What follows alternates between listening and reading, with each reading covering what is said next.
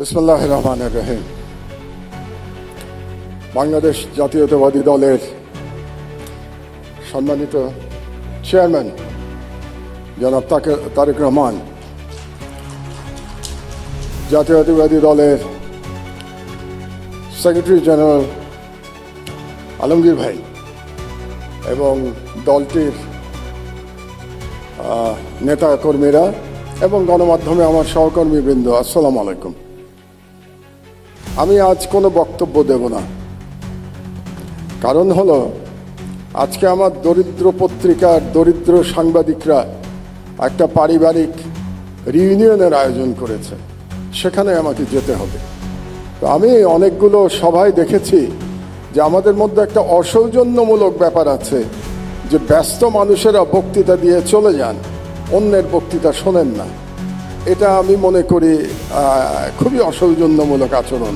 এই আচরণটা আমি করতে চাচ্ছি না আজকে। এই জন্যে আজকে আমি কোনো বক্তব্য দেব না, শুধু কয়েকটা নাম উচ্চারণ করে যাব। সম্ভবত আমি না করলে এই নামগুলো আর কেউ এখানে উচ্চারণ করবে না। তো সেই নামগুলো উচ্চারণ করে আমার বক্তব্য আমি শেষ করে দেব। প্রথমে যে নামটি আমি উচ্চারণ করতে চাই, তিনি আমাদের গাজী ভাই, মরহুম গাজী ভাই রুহুল আমিন গাজী। তাকে ভুয়া মামলায়, ক্যান্সার আক্রান্ত গাজী ভাইকে ভুয়া মামলায় জেলখানায় রেখে বিনা চিকিৎসায় মৃত্যুর দিকে ঠেলে দেওয়া হয়েছে।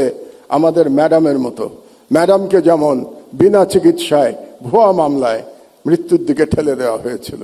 দুর্ভাগ্যের বিষয় হলো আজকে যারা মিডিয়ার স্টলওয়ার্টার এখানে বসে আছেন, তারা কেউ গাজী ভাইয়ের জন্য টু শব্দ উচ্চারণ করেন নাই। এটাই বাস্তবতা।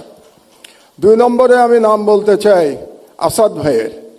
আসাদ ভাইকে আমাদের মধ্যে প্রবীণতম সম্পাদক, তাকে ছাত্রলীগের গুন্ডারা অফিসে ঢুকে দাড়ি ধরে নামিয়ে পুলিশের কাছে তুলে দিয়েছে এবং বছরের পর বছর তিনি জেলে থেকেছেন। তিনিও অসুস্থ, তার স্ত্রী মারা গেছেন। তিনি তার স্ত্রীর পাশে যে থাকতে পারেন নাই, কারণ জেল থেকে বেরোনোর পরেও তাকে পালিয়ে পালিয়ে থাকতে হয়েছিল। আসাদ ভাইয়ের জন্যে কোনো এলিট সম্পাদক আওয়াজ তোলেন নাই। এটাই বাস্তবতা। বাংলাদেশের সংবাদ মাধ্যমের বাস্তবতা ছিল 16 বছর। আমি নাম বলবো শফিক রহমান ভাইয়ের। শফিক ভাই আমার পাশে বসে আছেন। আমরা পাশাপাশি সেলে জেলে ছিলাম। 80 বছর বয়সে শফিক ভাইকে মাটিতে শুয়ে থাকতে হয়েছে। টয়লেটে যেতে পারতেন না, কারণ ওই টয়লেটে কমোড ছিল না। বেশ কিছুদিন শীতের মধ্যে মাটিতে পড়ে থাকতে হয়েছে, উনি উঠতে পারেন নাই। তারপরে যখন আমার পাশের রুমে আসলেন, ওনাকে ধরে ধরে আমরা ব্রেকফাস্ট করতে, দুপুরে খেতে আমরা একসাথে যেতাম, কত গল্প করেছি। শফিক রহমানের জন্য কেউ আপনারা দাঁড়ান নাই। এটাই ছিল ফ্যাসিবাদের চরিত্র। আরেকজনের নাম বলি কনক সরোয়ার। তার অপরাধ ছিল তিনি আজকের প্রধান ব্যক্তি তারেক রহমান সাহেবের একটা বক্তৃতা তিনি লাইভ চালিয়েছিলেন। এই অপরাধে তাকে 1 বছর প্রায় জেলে থাকতে হয়েছে। তার কোম্পানির চিফকে আমি সালাম সাহেবকে এখানে দেখতে পাচ্ছি। শুধু তাই না, তার বোনকে ভুয়া মামলায়, ড্রাগের মামলায় একজন মহিলাকে, একজন গৃহবধূকে মাসের পর মাস জেলে থাকতে হয়েছে। সংবাদ মাধ্যমের বিবেক জাগ্রত হয় নাই। এটাই বাংলাদেশের সংবাদ মাধ্যমের ইতিহাস। তো এই নামগুলো আমি বললাম এই জন্যে, আমি শিওর আমি না বললে আজকে বুকে হাত দিয়ে প্রত্যেকে বলতে পারবেন কেউ আপনারা এদের নাম বলতেন না আজকে। এই জন্যে আমি এই নামগুলো বললাম।